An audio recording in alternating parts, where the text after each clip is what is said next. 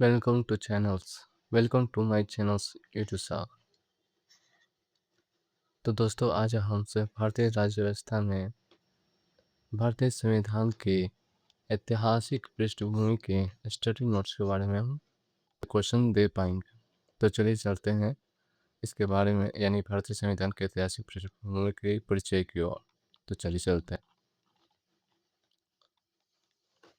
तो परिचय तो बोल रहा कि अंग्रेज पहली बार ईस्ट इंडिया कंपनी के व्यापारियों के रूप में 1600 में भारत आए थे। महारानी एलिजाबेथ प्रथम द्वारा जारी घोषणा पत्र द्वारा कंपनी को भारत में विशेष व्यापार करने का अधिकार प्रदान किए गए। बंगाल, बिहार, उड़ीसा के दीवानी अधिकार, राजस्व संग्रह और नागरिक न्याय प्राप्त करके एक विस्तृत वाणिज्य इकाई से एक क्षेत्रीय शक्ति में परिवर्तित किया। 1857 के सिपाही विद्रोह के बाद ब्रिटिश ग्राउंड ने 1858 के भारत का प्रत्यक्ष नियंत्रण ग्रहण कर लिया, जिससे कंपनी का शासन समाप्त हो गया। 15 अगस्त 1947 को भारत की स्वतंत्रता तक भारत में ब्रिटिश शासन रहा। स्वतंत्रता के बाद संविधान का आवश्यकता उत्पन्न हुई, जिसके परिणामस्वरूप 1946 में संविधान सभा का गठन हुआ और 26 जनवरी 1950 को भारतीय संविधान लागू हुआ। भारत के संविधान और शासन की कई विशेषताएं ब्रिटिश औपनिवेशिक कानूनी प्रशासनिक ढांचे में निहित है। कालानुक्रमित रूप से व्यवस्थित ये घटनाएं दो प्रमुख चरणों में विभाजित हैं। पहला है कंपनी का शासन 1773 से 1858 तक। दूसरा है क्राउन रूल 1858 से 1947 तक। पहला है विनिमय नियम, जिसको रेगुलेटिंग बोलते हैं। इसमें इसका अर्थ होता है नियम प्लस नियंत्रण। कंपनी का शासन जो 1773 से लेकर 1858 तक था, उसमें 1773 का विनिमय अधिनियम था और विनिमय का अर्थ ही होता है नियम प्लस नियंत्रण।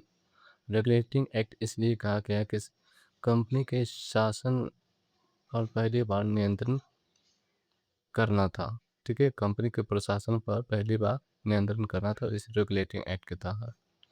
तो क्या था, ब्रिटिश सरकार द्वारा जारी ईस्ट इंडिया कंपनी को विनियमित करने का पहला कदम मिला।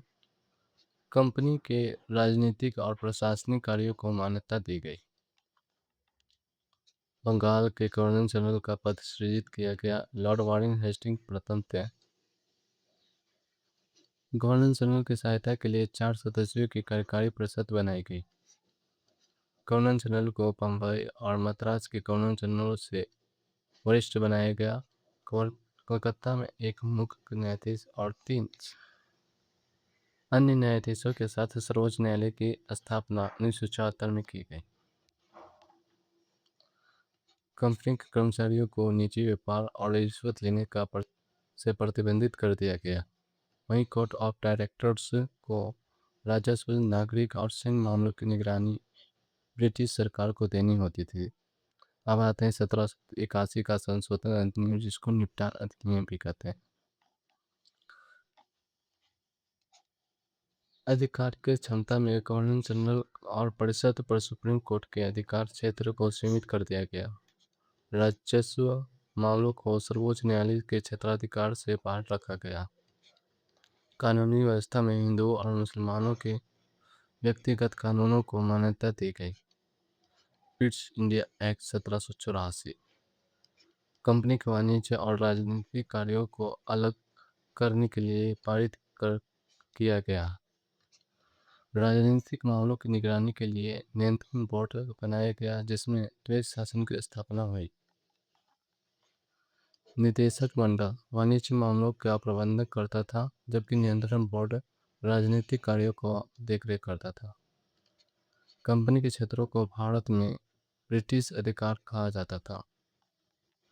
1793 का चार्टर अधिनियम कंपनी के व्यापारिक अधिकार को अगले 20 वर्षों के लिए बढ़ा दिया गया।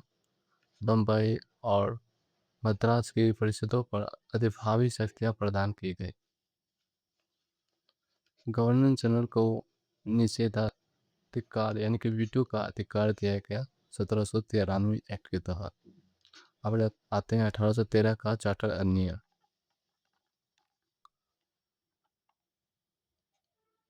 चाय और चीन के साथ व्यापार को छोड़कर कंपनी के व्यापार के अधिकार को समाप्त कर देगा। कंपनी के क्षेत्रों पर ब्रिटिश क्राउन की संप्रभुता का दावा किया गया। ईसाई मिशनरियों को भारत में कार्य करने की अनुमति दी गई। ब्रिटिश क्षेत्रों में पश्चिमी शिक्षा को बढ़ावा दिया गया। स्थानीय सरकारों को कर लगाने और वसूल करने का अधिकार दिया गया। अब आते हैं 1833 का चार्टर अधिनियम। बंगाल के गवर्नर जनरल को भारत का गवर्नर जनरल बनाया गया। लॉर्ड विलियम बेंटिंग भारत का गवर्नर जनरल था, प्रथम था। गवर्नर जनरल की परिषद के हाथों में केंद्रीकृत विधायी शक्ति थी। ईस्ट इंडिया कंपनी को वाणिज्य भूमिका को समाप्त कर एक प्रशासनिक निकाय में बदल दिया गया। सिविल सेवाओं के लिए खुली प्रतिस्पर्धा का प्रावधान किया गया, जिससे भारतीयों को प्रतिस्पर्धा में भाग लेने की अनुमति मिली, लेकिन विपक्ष द्वारा इस प्रस्ताव को अस्वीकार कर दिया गया। अब आते हैं 1853 का चार्टर अधिनियम। गवर्नर जनरल की परिषद के विधायी और कार्यकारी कार्यों को अलग कर दिया गया। एक विधान परिषद की स्थापना की गई जो लघु संसद के रूप में कार्य करते थे। भारत सिविल सेवा यानी कि ICS में भर्ती के लिए खुली प्रतियोगिता में, जिसमें भारतीय की परीक्षा के लिए माध्यम से प्रवेश की अनुमति दी गई। वहीं पहली बार कंपनी का शासन बिना किसी निश्चित अवधि के लिए बैठा दिया गया, जो अनिश्चितकालीन शासन का संकेत था। किस एक्ट के तहत था? ये था 1853 के एक्ट के तहत। विधान परिषदों में स्थानीय प्रतिनिधित्व का आरंभ किया गया, जिसके सदस्य मद्रास, बम्बई, बंगाल और आगरा से मनोनीत किए गए थे। अब आते हैं क्राउन रूल्स। 1858 से लेकर 1947 तक कंपनी का शासन हट गया था, अब सीधे वो क्राउन रूल में चला गया। आते हैं भारत सरकार अधिनियम 1858। ईस्ट इंडिया कंपनी को समाप्त कर दिया गया। ब्रिटिश क्राउन ने प्रत्यक्ष नियंत्रण अपने हाथों में ले लिया। गवर्नर जनरल भारत का वाइसराय बन गया। भारत के लिए सचिव राज्य का कार्यकाल बनाया गया, जो भारतीय मामलों के लिए उत्तरदायी ब्रिटिश कैबिनेट के सदस्य था। राज सचिव की सहायता के लिए 15 सदस्यीय भारत परिषद की स्थापना की गई।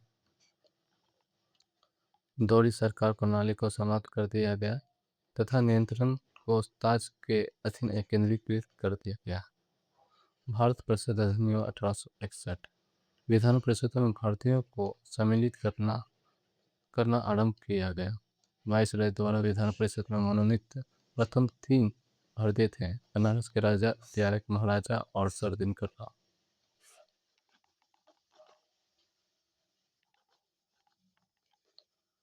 गैर आधिकारिक भारतीय सदस्यों को विधान परिषदों में सम्मिलित होने की अनुमति दी गई। विकेंद्रीकरण की पहल की गई। बम्बई और मद्रास की विधायी शक्तियाँ बहाल की गई। वाइसराय को अधिक कुशल शासनों के लिए नियम बनाने और आपातकाल के दौरान अत्याधिक जारी करने का अधिकार मिला। भारतीय परिषद अधिनियम 1892। विधान परिषदों में गैर सरकारी सदस्यों की संख्या में वृद्धि की गई।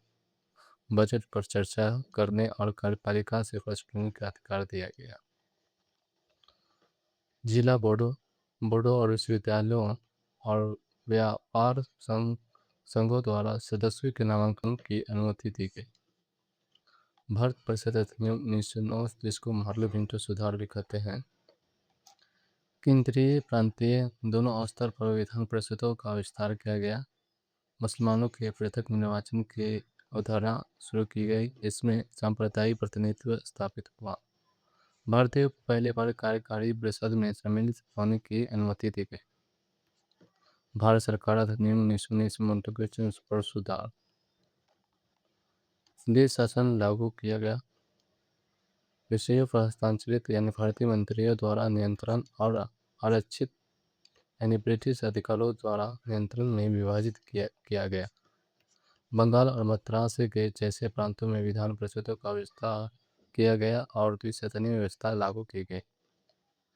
सिखों, भारतीयों, ईसाइयों और एंग्लो इंडियनों के सांप्रदायिक प्रतिनिधित्व प्रदान किया गया। भारत सरकार अधिनियम 1935।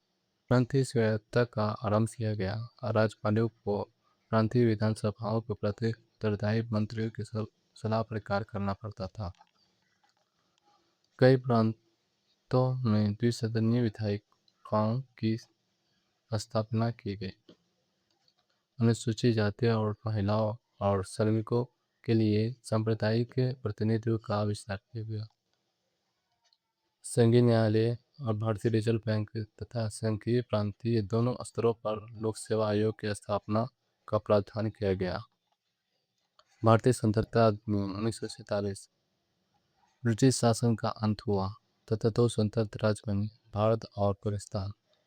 वायसराय के पदों को समाप्त कर दिया गया तथा संबंधित 19 मंत्रियों द्वारा गवर्नर जनरल की नियुक्ति की व्यवस्था की गई। संविधान सभाओं को अपने संविधान बनाने का अधिकार दिया गया। रियासतों को भारत पाकिस्तान में सम्मिलित होने या स्वतंत्र रहने का विकल्प दिया गया।